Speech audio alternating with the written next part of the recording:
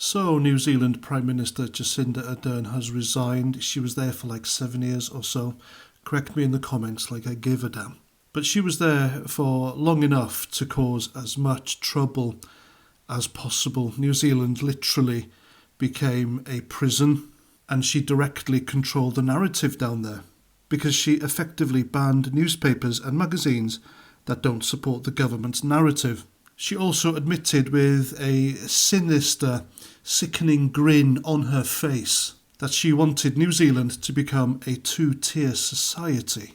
An unfair society where only the people, the gullible people, who did as they were told and took the jab, had access to all the privileges, or most of the privileges, that a free society should offer anyway.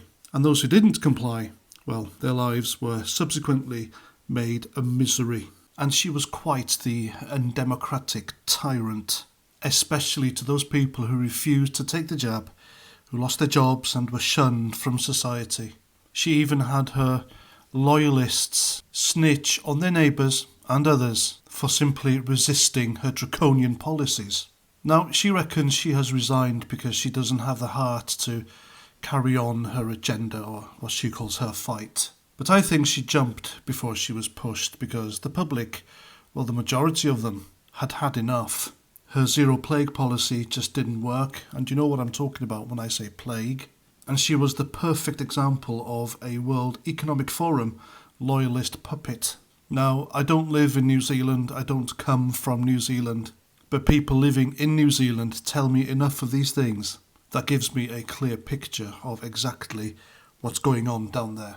I mean, the woman was woke, well, she is as woke as hell. And she ran that country with an iron fist, just like a Chinese communist dictator would, except that she wears a skirt. So, good riddance, Jacinda Ardern.